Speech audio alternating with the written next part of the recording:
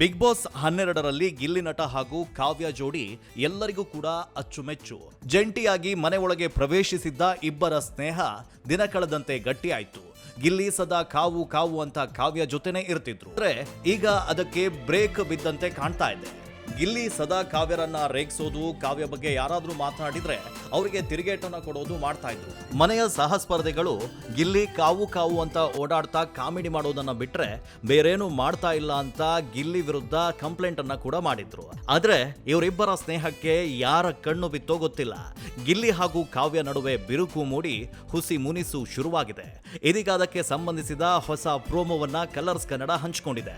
ಇದನ್ನ ನೋಡಿದ್ರೆ ಇಬ್ಬರ ಫ್ರೆಂಡ್ಶಿಪ್ ಮುರಿದೇ ಬಿತ್ತ ಎನ್ನುವಂತಾಗಿದೆ. ಹಾಗಾದ್ರೆ ಇಲ್ಲಿ ಆಗಿದ್ದೇನು ಅಂದ್ರೆ, ಈ ವಾರದ ಆರಂಭದಲ್ಲಿ ಗಿಲ್ಲಿ ಬಳಿ ಹೋಗಿ ಕಾವ್ಯ ಎಲ್ಲರೂ ಗಿಲ್ಲಿಯಿಂದ ಕಾವ್ಯ, ಕಾವ್ಯರಿಂದ ಗಿಲ್ಲಿ ಅಂತ ಹೇಳೋದನ್ನ ಕೇಳಿಸ್ಕೊಂಡು ನನಗೆ ಕೂರೋಕ್ಕಾಗಲ್ಲ, ಹಾಗಾಗಿ ಇನ್ಮೇಲೆ ನೀನು ಯಾವುದೇ ಕಾರಣಕ್ಕೂ ರೇಗಿಸಬಾರದು ಅಂತ ಗಿಲ್ಲಿ ಬಳಿ ಹೇಳ್ತಾರೆ.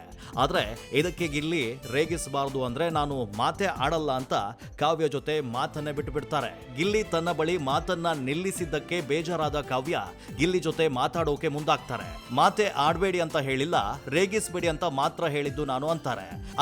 ಆದ್ರೆ ಅದಕ್ಕೆ ಗಿಲ್ಲಿ ಮಾತ್ರ ನಾನು ನನ್ನ ನಿರ್ಧಾರಕ್ಕೆ ಬದ್ಧವಾಗಿದ್ದು, ಮಾತಾಡಬೇಕು ಅನ್ನೋದಾದ್ರೆ ರೇಗಿಸ್ತೀನಿ ಕೂಡ, ರೇಗಿಸಬಾರದು ಅನ್ನೋದಾದ್ರೆ ಮಾತೇ ಆಡಲ್ಲ ಅಂದಿದ್ದಾರೆ. ಇದರಿಂದ ಬೇಸರಗೊಂಡ ಕಾವ್ಯ ನಾನು ಹೀಗೆ ಮೂರನೆಯವಳಾಗಿ ಇದ್ದು ಬಿಡ್ತೀನಿ ಅಂತ ಎದ್ದೇ ಹೋಗಿದ್ದಾರೆ. ಗಿಲ್ಲಿ ಹಾಗೂ ಕಾವ್ಯ ಫ್ಯಾನ್ಸ್ ಮಾತ್ರ ಇವರಿಬ್ರು ಯಾವುದೇ ಕಾರಣಕ್ಕೂ ದೂರ ಆಗದೆ ಇರಲಿ ಅಂತಿದ್ದಾರೆ. ಈ ಬಗ್ಗೆ ನಿಮ್ಮ ಅಭಿಪ್ರಾಯವೇನು? ಕಾಮೆಂಟ್ ಮೂಲಕ ತಿಳಿಸಿ.